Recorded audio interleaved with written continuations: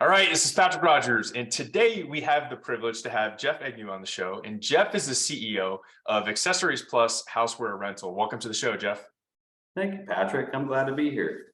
Fantastic, man. This is going to be a special episode. Super excited to have Jeff here. He's the CEO, again, of Accessories Plus Houseware Rental, and is also a business consultant. He founded his company with a dream, an incredible work ethic, good partners, and a bit of luck that went in his favor. He founded his company in Colorado in 2005, expanded to Seattle, Washington a few years later, and then relocated to his now home in Phoenix, Arizona, and actually opened up a location there. So through many ups and downs, he found himself at the point with his business that he was able to step aside and let his team run the business. And that's why one of the reasons I'm super excited for today. He was able to spend his time in recreation and in other business projects. His company has had 30 to 40% year-over-year growth since he stepped away. Phenomenal stats, Jeff. I can't wait to dive into that. Before we get to all of that, man, what's one interesting fact that not many people know about you? You know what, Patrick, I stressed over this one a little bit, and I asked my wife for her input, and she told me, you know what, honey, you're so transparent with people that I don't know that there's too many things that people don't know, but I came up with one. All right. For 10 years, as I was building my business to pinch pennies, I slept in my office and went to the gym for a workout and a shower. And I calculated all of my savings by sleeping at my office rather than booking a hotel. So that's one of the sacrifices in starting a new business. So that was one that most people don't know. Gotcha. That is a major sacrifice. It's kind of like what Elon Musk, he actually had like a small house put outside the Tesla factory, like a small little modular house, and he like literally stays there instead of driving home or anywhere. Very cool, man. Thanks for sharing that with us. It's very vulnerable and humble as well. So humility is important. Absolutely. So tell us about Accessories Plus Houseware Rental. Yeah, so I started as a young kid working for another company doing the same thing, and we provide housewares and linens for corporate housing. And corporate housing was a new industry as I was a young kid, and I watched the industry go from nothing to a multi-billion-dollar industry, and washed a lot of pots and pans and folded lots of sheets and made lots of beds, and decided I wanted to start my own company, and did that in 2005, and really knew nothing about building a company other than I knew that I could work hard. And so I put myself out there, was at the time crushing a competitor. I was the general manager for the other company in Colorado and was marketing that company, and we were taking business right and left from competitors. So I thought, well, man, I could talk to this lady and see if she wants to sell her company. So I approached her, and I was a young father, a little baby, a mortgage payment. Yeah. And went to her, and she was willing to sell her business. And she was my first business partner. And probably, you mentioned that I had a bit of luck. So luck was that I had a really good business partner to get started that was with me through thick and thin. Yeah, fantastic. So you bought her company and she became your business partner. Correct, until I paid her off, and that took a while. So yeah. Okay, so she was able to, finance a lot of, or maybe all of the deal. I don't know. She did, yeah. She financed it. She saw that I was going to kill her, I think, in her business, and so it was an opportunity for her to sell her business for something, as opposed to just going out of business. And for me, being a young father without any money, I was able to talk with her, and she brought me into big accountants' offices. I showed up in a suit and tie and tried to make it look like I knew what I was doing, and ultimately walked away as a business owner and paid her off in just a few short years. So very cool, man. It's whole concept of acquisitions is it's very interesting. I think that there's not enough small business owners constantly thinking about how to grow through acquisitions. And there's just, especially right now with the number of baby boomers who are ready to let their businesses just dwindle away versus taking something for it. Yeah, I mean, that was the biggest thing that I learned right away, is that you don't have to have a lot of money to get started in business. So if you are willing to work hard and you can present yourself well, you Mm, can go and you can buy a company. You can buy a company through traditional financing. You can buy a company with small business loans, or you can go into a business owner, just like you mentioned, people that are ready to walk away. I've purchased a few yeah, businesses that way, where they had built successful companies. They didn't find the right partner to sell it to. They didn't want to give it away, but they wanted to find the right partner. And so I've been able to make several of those deals happen. So, and now we're that's looking at fantastic. ones where it's done with cash. So you start with nothing and you have some money. After a few years, you can grow your business through acquisitions that way. Yeah, Yeah, fantastic. I kind of like the thought of acquiring a business, Uh-huh. Patrick, so that Yeah. I don't have to go sleep in my office and take a shower at the gym while I'm building it with my own cash. So, Well, it's interesting. It's actually something that I'm getting into a lot more. Not really more. I mean, that's what we used to coach people on how to grow their business. But once you start realizing the dramatic growth you can have through acquisitions, I mean, it's hockey stick growth. And it creates potentially generational wealth. I mean, why put yourself through starting a company and trying to grow it and the years and years and years that it takes to slowly get up to speed, when literally in 6 months you can have another business or a business starting out, right? yeah, and you can be cash flowing positive Cash with flow and the positive. company. Yeah. Yeah. And a lot of money too, potentially. Yeah, man. So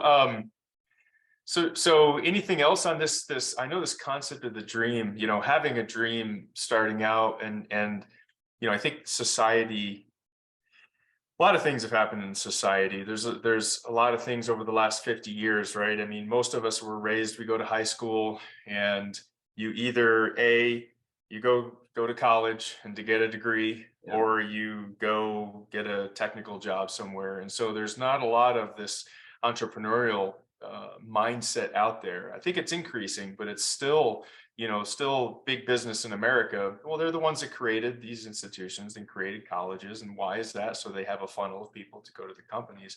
So talk to me a little bit more. I know this concept of the dream and this topic is just super important to you. Yeah, absolutely. I think it's really important. I mean, I started out as a young kid with a dream, and I grew up with a grandfather that was an entrepreneur. Mm, And one of the first things that he taught me, it was a valuable lesson. I started as a young kid mowing grass for people in Phoenix when it's 100 and whatever degrees outside. yeah. And that was some extra money for me. And I thought I got to go get a job. I was Mm, 14 years old, I think, right. and I got to go get a job and Right. trade time for money, I guess.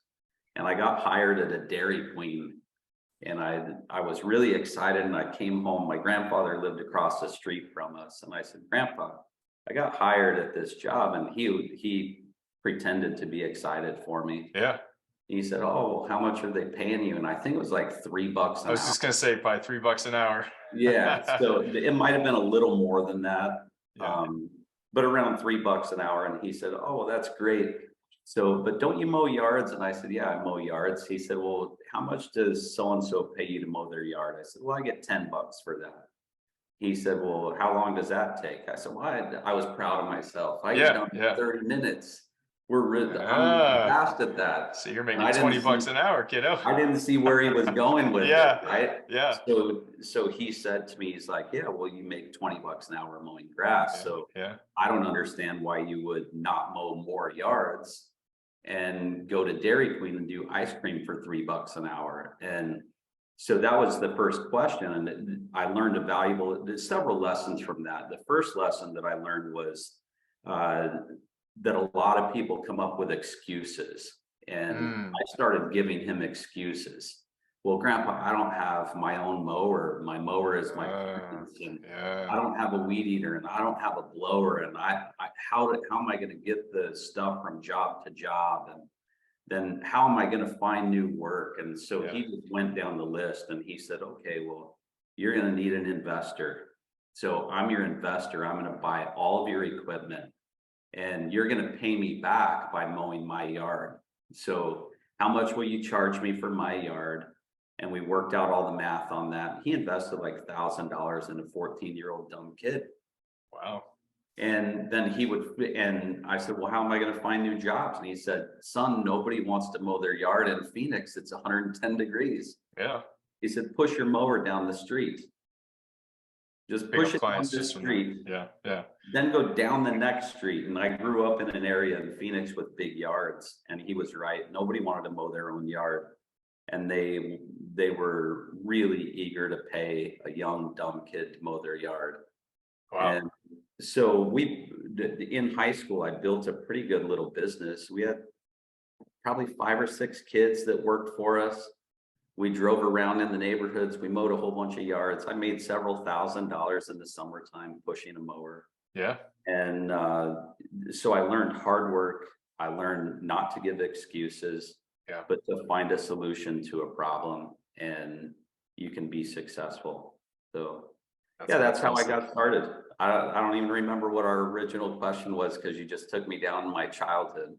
Yeah, and I think it's really just around, like you were talking about before, having that dream. Yeah.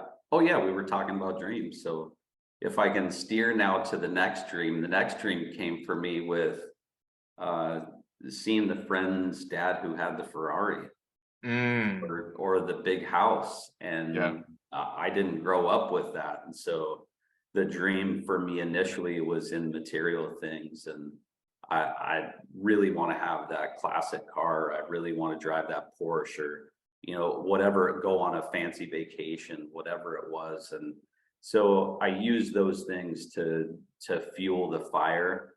And throughout this whole process, I guess I've owned this business for almost 20 years and have purchased other companies and had successes and failures and had nice cars and had nice homes. And through all of it, I honestly just learned that it's about people more than about things, but things are still important because they get you to the point where you can get to the next level.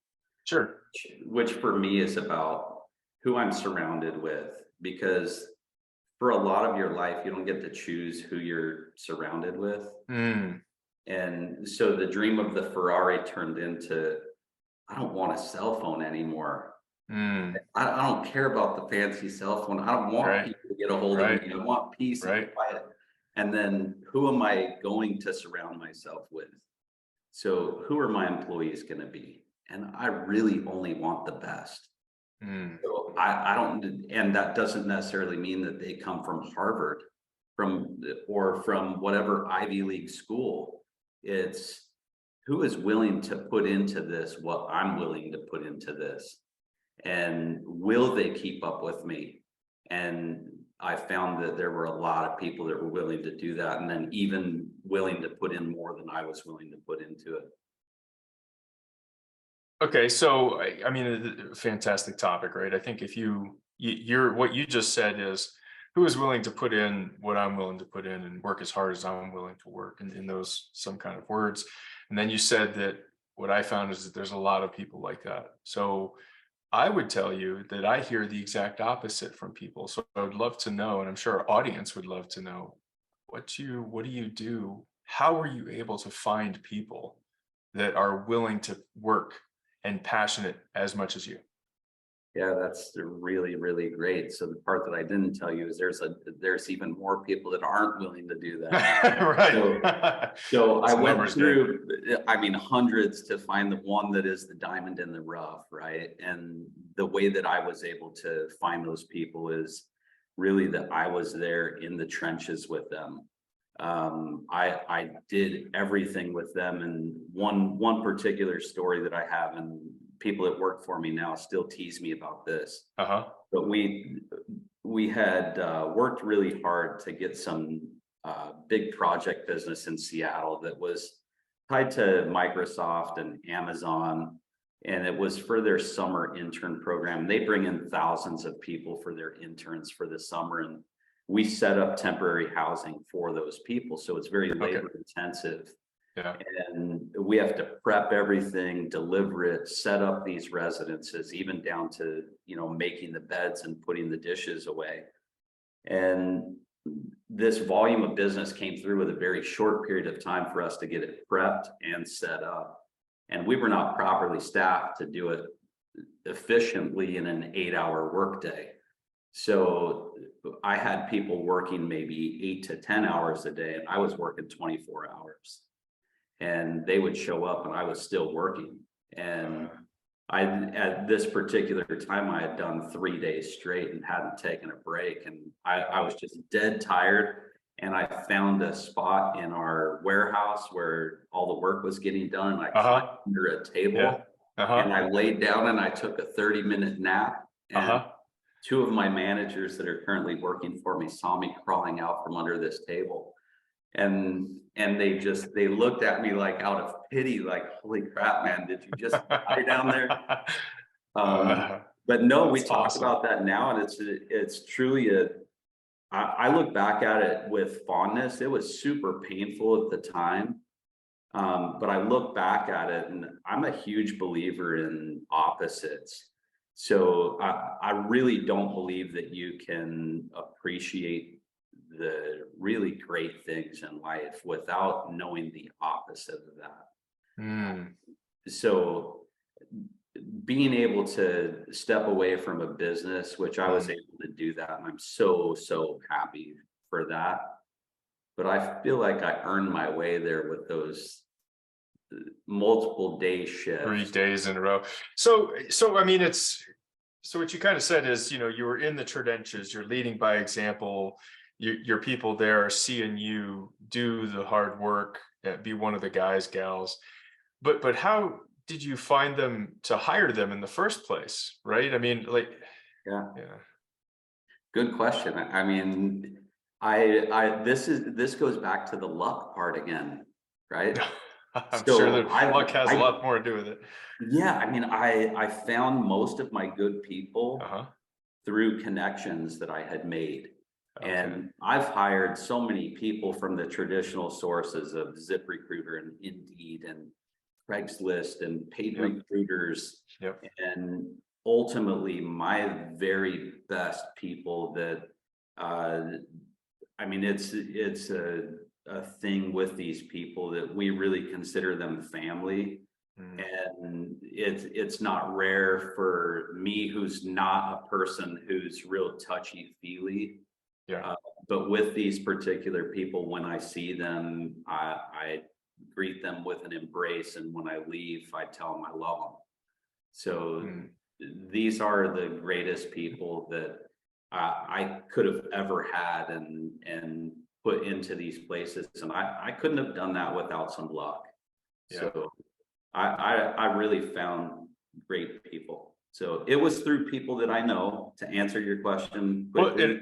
And I think that's a fantastic distinction, because when most CEOs think about their job in the business, I mean, getting the best people is hands down the best skill set, the number one job of the CEO, right? And what they don't think about is they don't think about themselves as a potential source and other people, and through those connections. And so that is actually, I mean, I think it's forget which book it was, but one of the things they talk about is the most successful CEOs are the people who are always recruiting.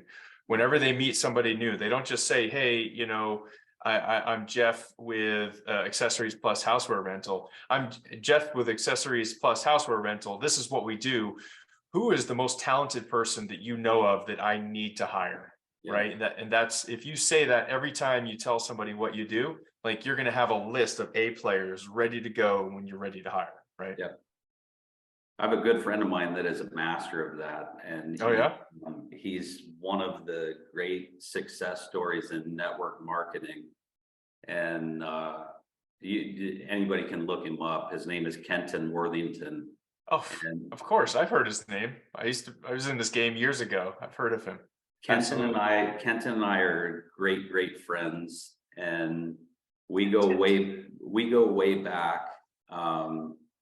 But we're friends to where we call each other and we cry with one another, and we know each other's families. But he is the master at recruiting, and he's built a worldwide organization, learned multiple languages, all so that he can ask those type of questions. But truthfully, he's always recruiting, but he also has a huge heart. And that's why people stay with him, and that's why he's successful at what he did, because he truly does care about people. So you're totally right, Patrick. Always recruit. You're gonna find great people, but people are gonna gravitate to you if you're a good person. And you can tell when somebody is. I feel like you can tell when somebody really is all just words. Mm-hmm. And when they back it up with their integrity, when they back it up with their work ethic, Mm-hmm.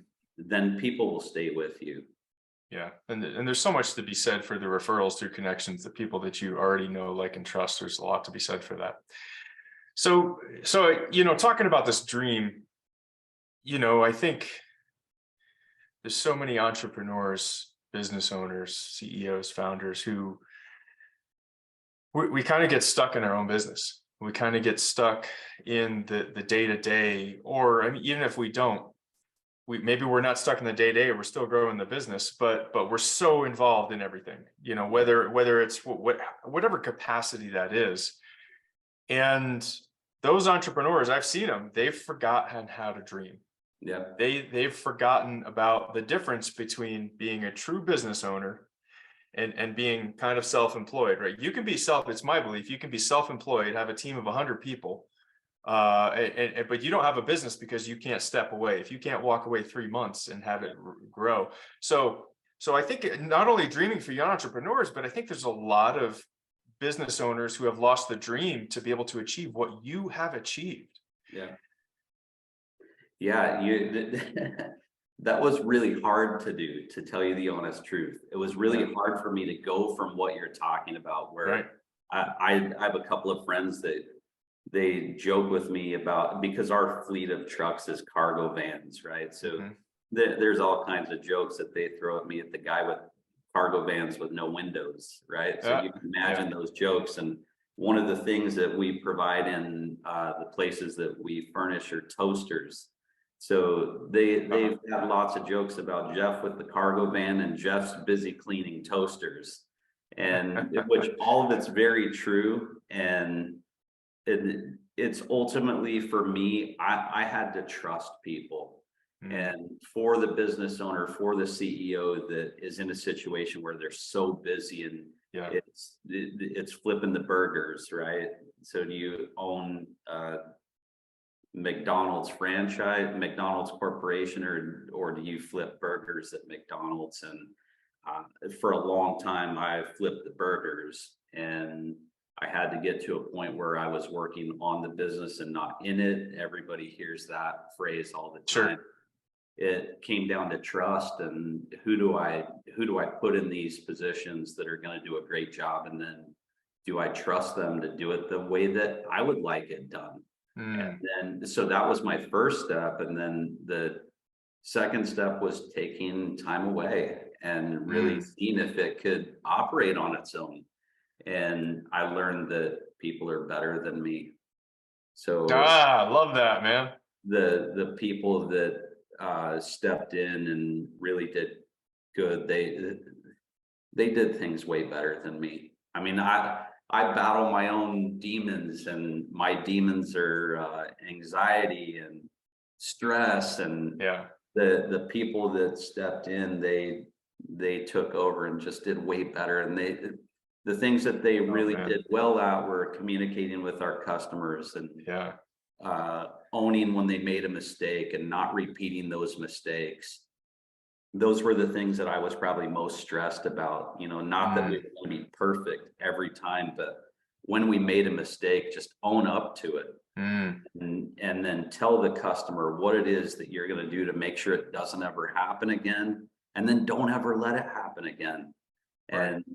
And then everybody did that, but then they just did so much better than I could do all by myself. So, yeah, it was a whole process to get out of flipping the burgers. Mm, I bet. When you kind of look back on that, what do you think is some of the most important things that you put in place to along that journey? I mean, how does, or let me rephrase that. How does somebody, if somebody else is stuck right now where you were however long ago when you were flipping burgers, what would you say to that person? What would there be like their 3-step action plan to get out of flipping burgers, to get to a true business owner? Yeah, that's fantastic. Actually, I love that question because I think this is where so many of us get stuck. And this is, I talk to people about this all the time. Yeah. So when you've got a problem, are you hoping that it's going to get solved, or are you planning that it's going to get solved? Right. So the very first step is to write down what the problem is. It's in your head. Now get it out of your head, write it down, put it on paper, then brainstorm on that. What are the possible solutions and what can I actually do to fix this problem? Don't worry about all the other things in the world about this problem. You just need to focus on one thing that you can do to solve that problem. If that doesn't work, you recorrect, you come up with the next plan, you follow that plan. And I mean, this is just simple goal setting and achieving goals, right? But Yeah. I think we just get stuck in the rut and we get really busy. And so many people have heard the terrible attitude of, if you want it done right, do it yourself. Well, I'm that could be further from the truth. Yeah. And if there's a problem, if you want to believe that if you want it done, then do it yourself. Well, here's a problem. Now, what can I do to fix the problem? Gotcha. And then write down what your plan is and follow your plan, and talk to, I mean, talk to other people, tell them this problem. Yeah. I mean, Yeah. one of the biggest things that I think has helped me is to surround myself with people that are better than me. Yeah. And to be comfortable with the fact that there's people that are way better than you. And ask the question like you just asked, Patrick, like, how do you get there? One of my mentors, very successful from a financial standpoint, and he's done this with a restaurant and bar in the Midwest, in a small town in the Midwest.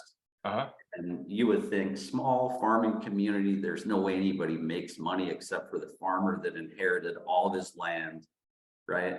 But here's this guy that really followed a dream, developed this great little restaurant and bar, and stopped working in it when he was like 50 years old. Wow. And he owns millions of dollars of real estate, does not work, has had any and every car that you can think of, travels the world. And yeah, so where did we start with this? Just following mentors. Oh, I know where we went. Sorry, I got lost in that. You're good. His life and wanting to have his life, I guess. So the thing that I learned is surround yourself with people that are better. And he and I would do trips together, and we would have brainstorming sessions, and I would just ask him, like, flat out. I remember this discussion. I said, did you ever get to a point when you feel like you made it? Yeah. Because I don't think I'm ever going to be there. And he said, there was a time that came when I knew that financially I was okay. So that was more what I was looking at. Like, are you going to get to the point where you feel like you made it financially? And then we just elaborated on that. He would say, okay, well, let's go through your P&Ls and let's look at your marketing strategy. And he had learned a lot from other mentors. So yeah. To the young entrepreneur, I think surround yourself with people that are better and be comfortable in your own shoes. Yeah, very cool. You know, I was, when you said the name Kenton Worthington before, it hit something in my mind. I'm like, oh, there's someone. So I actually didn't meet him in person, but I talked with Kenton on the phone a number of years ago. He's with New Skin, right? Yes. Yeah. My buddy is Randall Benagas. He's in with not with New Skin, but another company. So those two like grew up together. Yeah. And I don't, do you know Randall? No, I know of Randall, but I don't know. Oh, okay. Okay. Yeah. So him and I were actually business partners like 10 years ago. We started a property management franchise. I went through a divorce and had to end it. But yeah, so Randall has always just talked immensely about Kenton for a lot of what you were just talking about. Just an amazing team leader, amazing builder. So anyways, I just wanted to bring that up I talked to him for like a half an hour one time with Randall. So a great guy, amazing man. It's a small world. It's a small world, man. It's a small world. Awesome. So I want to take just a few seconds and ask a question. I always ask this on every podcast. If you were going to hire a CEO to take the reins for your company, what's the one book that you would require he or she read before taking over for you? All right, I have to give two, Patrick. All right, man, go for Can it. you hear me okay? Yeah. Okay, so the biggest one for me currently, and I would change probably a couple of times a year. Sure. The biggest one for a leader is Can't Hurt Me. Yeah. Fantastic. I mean, it's just fantastic, and you're going to learn that you can dig a lot deeper than what you think you're capable of. So that's my absolute first and favorite book right now. My kids have all read it. And I think we have to develop future leaders. So it's important for me that my kids get it. And then my second favorite, and for a couple of reasons, my second favorite is The Art of Racing in the Rain. Okay. Not heard of this one. That one? No. So The Art of Racing in the Rain is a story. It's a fictional story, and it's written from the perspective of a dog in a family. And the reason it's special to me because I learned one great skill from it. And in the book, the dog is talking, and the dog is saying, one thing I learned about humans is they never shut up. They always just want to talk. Okay. And I'm a dog and I can't talk, so I'm forced to just listen. And so I learned a lot from that in communication, that if I could just shut my mouth and listen to what other people are saying, that it will help me so much better than just talking. So I found that to be really, really eye-opening. And then I believe that dogs are better than most humans. So if we can learn anything from a dog, that was special to me. So awesome. Yeah. So what's very cool, man. Thanks for sharing that. So so what's next for your company? What's the next milestone? Yeah, we're gonna double. So our plan is in the next 3 to 5 years to double the size of the company. Yes. And to do it without me being at the helm. Love it. Yeah, and we're looking at doing that in lots of different ways, but one of them is through acquisitions that we had talked about before. So. Fantastic. Awesome. What I'd like to do is take just a few minutes and summarize some of my key takeaways from our time together today, Jeff. So one is have a dream. And it's almost like we kind of broke it down to two stages where we both have seen, you know, other people kind of forget how to dream. One is just the young entrepreneur or anybody. You don't have to go and trade time for money. Anybody. You can get out there. You could buy a business. You could do whatever. You can go and create whatever life you want. Mainstream America is built for a certain sheep, you know, and you can break out of that. And then the other is for the business owner that has literally forgotten to dream because we're so entrenched in what we're doing that we don't realize, hey, I can step back and I can still create amazing generational wealth. So I thought that was something we kind of stumbled upon, which was fantastic. Another takeaway was don't allow yourself to make excuses. If you are that type of person, well, guess what? You can change. You can turn it around. It's a decision. It's a decision to be opportunistic versus negative. The other one I thought was really good, and this will be the one that I want to hit on, is that you only work with the best. You surround yourself with people better than you, and by doing that, you've been able to create a company that literally runs without you. Yeah. Jeff, fantastic to have you on the show. So what's, if there was one takeaway that you would really want the audience to absorb, what would that be? That I would want the audience to what? I didn't hear what you said. Absorb. Yeah. What would be the one takeaway you'd want the audience to have from your time here? Oh man, I think that you can do it. Yeah.